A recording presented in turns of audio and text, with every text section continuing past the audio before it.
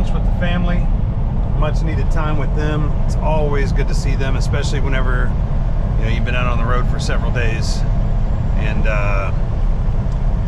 while we were there, or whenever they dropped me back off at the truck, I was at the Quick Trip right there, Quick Trip truck stop on the east end of Tulsa. I happened to notice a brand new, to me, blue beacon truck wash. I guess they've been there less than a year. They opened it in February. They actually built the blue beacon on the property of the old Quick Trip truck stop. Quick Trip built a truck stop on the other side of the interstate, and it sat empty over there for years. I think Quick Trip probably still owns the property. That's one thing about them. They own the property of every store that they sit on. Well, that beacon is over there, and so we went over there and we got her shined up. Stacks are shining again, breathers are shining again, hood's shining again. We are styling and profiling now. So super excited about that. The rain that we drove through the other day really did a number on the truck, and all the dirt lots that we've been in doesn't help. So yeah, I'm gonna end up in gravel lots again, and yeah, it's gonna get dirty again. But here's the thing, we don't wash trucks once a month. We wash them when they're dirty. So if your truck is dirty, wash it. Words from the owner, beginning quote, end quote. If your truck is dirty, wash it. We get the truck and the trailer both brushed if they need it. Both of these did need it. The trailer was sitting in a dirt lot for a while. The truck, of course, takes the brunt of everything we drive through. So 95% of the time, probably people get the truck brushed.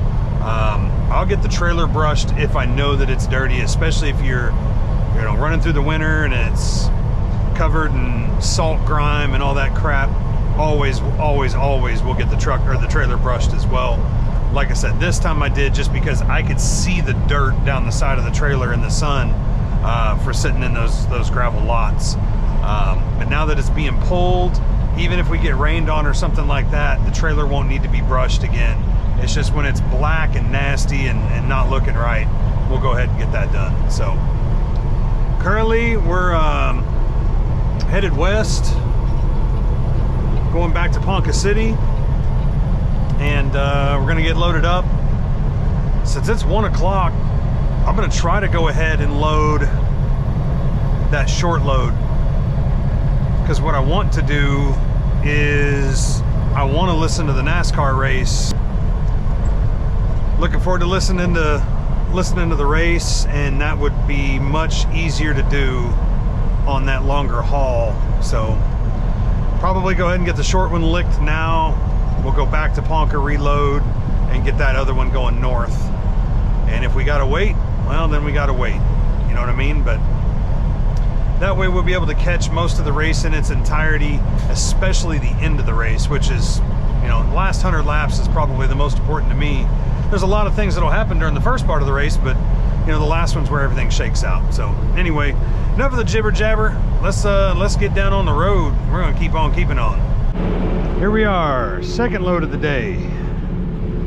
Wait till y'all see the road I had to take to get into here.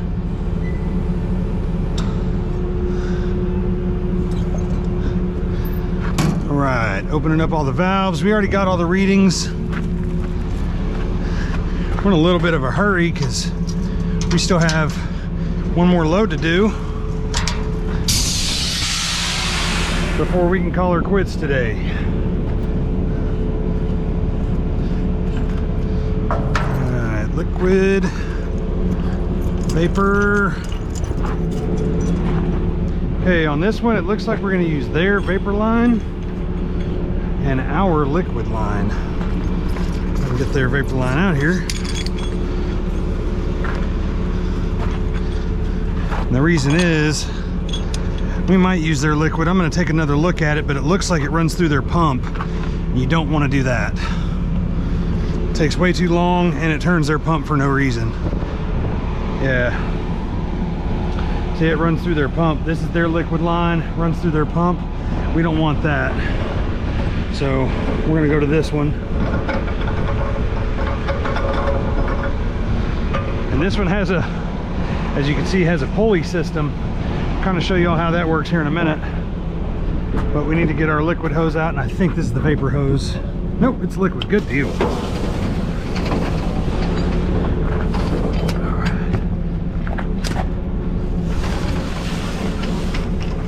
You want to try to not let these fittings hit the ground. Kind of bangs them up and damages them a little bit. This hose is in a little rough shape as far as rust. All right, got that one on. Thread the needle with this one right here.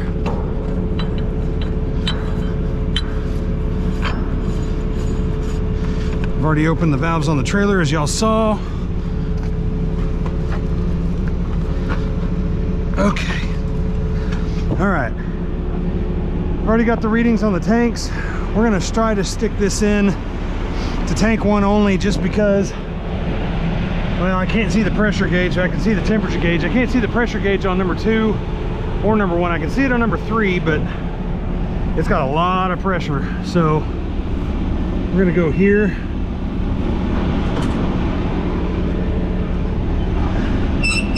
Hopefully I didn't open that too fast. Trigger their ball valve. I'm gonna close that back off. I just heard a click over here, and what I don't want to happen is trigger their ball valve. We'll go ahead and open this guy slowly. If it'll open. Yeah, I can hear it flowing. There it goes. Once you kind of get that initial break of pressure, then you're free to open it. You just don't want to open it too fast at the initial break. It's a safety device.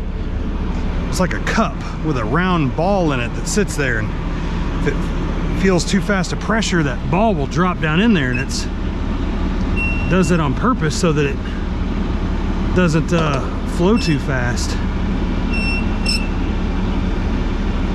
For like a leak, a fire, something like that, it's a safety valve. Okay, so we got all that. I don't see, there's the vapor valve. These dudes look open. Yeah, this is open. That's open and stuck. So we're gonna assume their vapor is open, but we gotta lift that little emergency brake looking handle.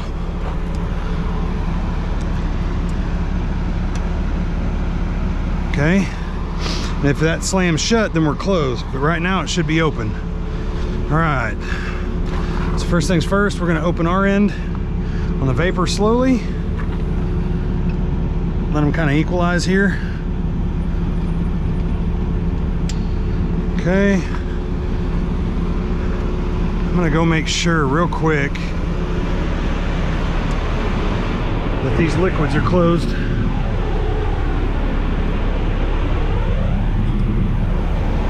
We're allowed to go up to 90%. You know what I might do, because there's product in 3. I was gonna say I might stick it in 1 and 2, because I'm gonna fill this barrel up darn near. All right, let's get this thing rolling.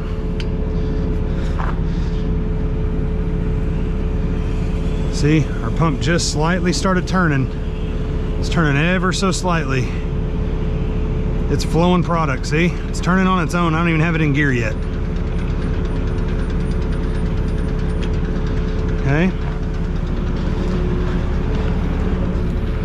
Now remember, we want to make sure the arrow is pointing up, so it needs to spin in this direction. And it's spinning in that direction. If you remember, we pull the handle out on this trailer.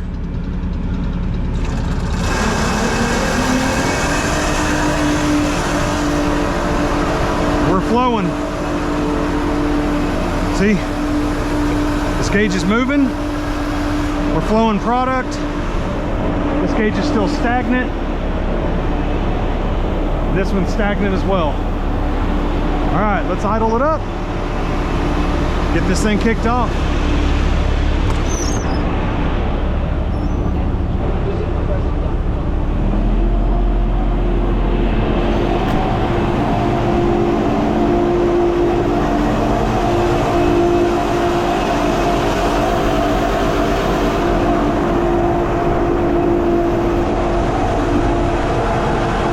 good to go. All right, hopefully not too much longer, and we'll get this off. I can't wait to show y'all the road that I came in on. Pretty amazing. I thought I was in the wrong spot for sure. The road trucks aren't supposed to come down.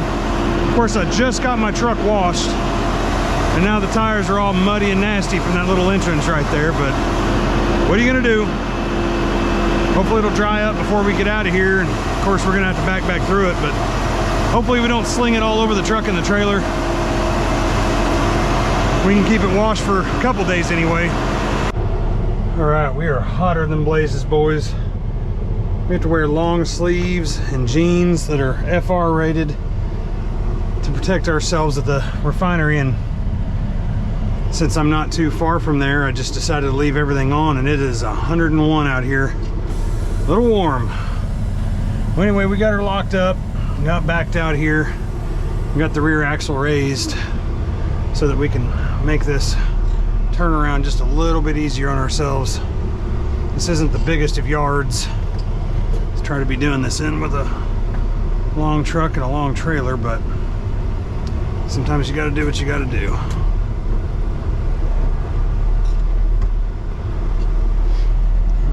Make that turn now.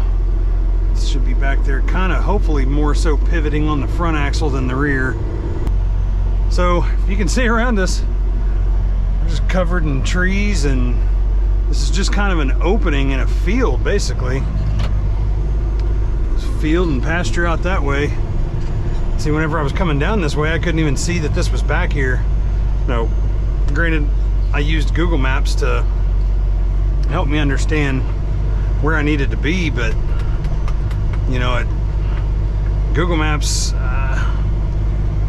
it's not always 100%, and then you know, you don't know what from the topography view, from the aerial view, you don't realize what you're getting yourself into until you get back in here. So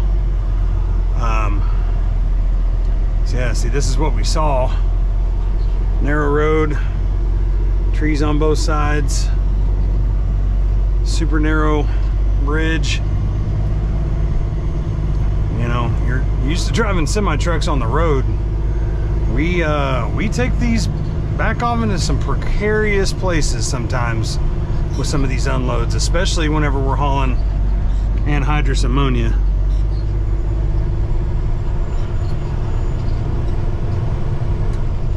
All right, we got one more load for today. We already spoke to dispatch. They gave us another one for tomorrow. So as of right now, we got 2 transfers on our schedule. And we've got about 3 hours left in our shift, which isn't gonna get us very far. We're a half hour from the plant. It's an hour to load. And that's if we can jump straight on the rack. And I say an hour to load, it's more like 40 minutes. But that's if we can jump straight on the rack. We actually jumped straight on the rack for this load. We didn't have to wait. They had plenty of gas. So we were good to go there. So we're gonna drop the hammer on this pig and see if we can't get back at a reasonable time and get us another one on the truck pretty quick. I think I saw a car up here. I did. I'm gonna take this turn easy just because of the dip that it has. Otherwise I probably would have went, but better safe than sorry.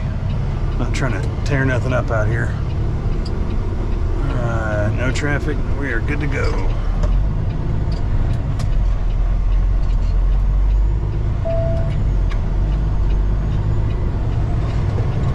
And that front axle, that wheel was up in the air through that dip. Okay. Let's see here. Where to? Saved. Ponca. Go. Alright, so yeah, 45 minutes there. And then, like I said, we'll see if 3 things. Number 1, they got gas. Number 2, if there's a line. Number 3, how quick we can get out of there. That will kind of determine what we can and can't do. Having a little town carnival. Well, that's cool. It's a little bitty town. This is it. No stoplights. Like literally, that was it. I like waving to the kids and honking the horn if they wave and that kind of thing. All right, see, here's the old Arkansas Knot River, the old Arkansas sandbar. See, and we are, gosh, 2 hours from Tulsa, and it's the same way up here, the Arkansas sandbar. I don't know why they call it a river. It's more like a creek. You can literally walk across that. See, these people are driving their little buggies down in there across it.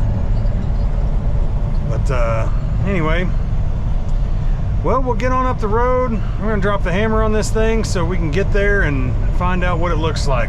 We'll see y'all on that side. Thought this would be pretty cool to show. I wasn't recording whenever I came to this location, but it was a pretty cool sight to see whenever I came over the hill earlier. There's a lot of windmills up here. A lot of them. Kind of all down through there, strung together.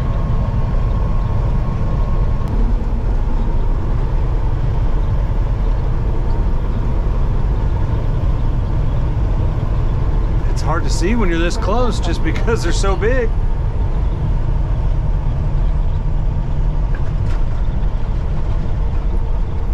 Yeah, I just thought that that'd be pretty neat to show you. All right, we'll see what the rack holds. Again, hopefully there's not too many people sitting up there. Hopefully there's none. I'm looking down, I got 3 hours of clock remaining on the day, and that gets me in decent shape if I can get straight loaded and get out of there. But TBD, as they say, TBD. All right, I've got one out there, which is fine. We'll be able to beat him. And we're gone.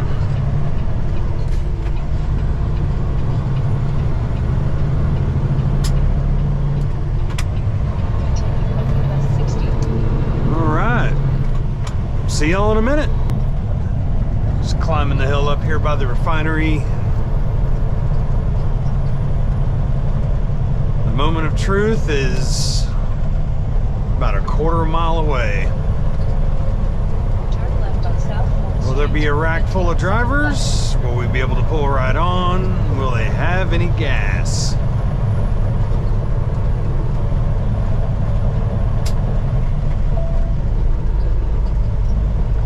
Two and a half hours remaining. We're going to use every bit of that half hour to get loaded, so we have less than 2 hours of drive time is what it's going to come down to. The reality is I think we're going to end up with about an hour and a half. That's what I think. And then our 14 will be up. We'll have to get us a break. Ooh, we're pulling right on with nobody here. Looky there. Oh, what's this guy doing? This guy's going in circles. Okay. Well, we're gonna pull on with somebody circling the field here. All right, let's jump out here. Let's get entered in, and we will be off and running. Well, this guy is getting a load of customer gas, but apparently that left rack computer monitor is saying system unavailable. Okay, well, here we wait. There went that plan of hooking up and going on, so we'll just have to see how long this takes him. I'm assuming it's going to take him all of 30 to 40 minutes.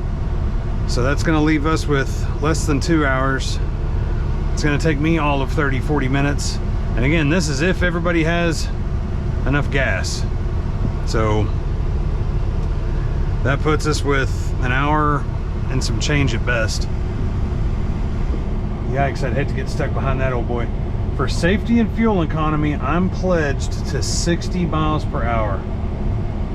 Ouch. You drivers working at Prime, Swift, Schneider, whatever, go ahead and have your glory. This is your moment. There's somebody in worse shape than you are. So you can always think somebody else has got it worse.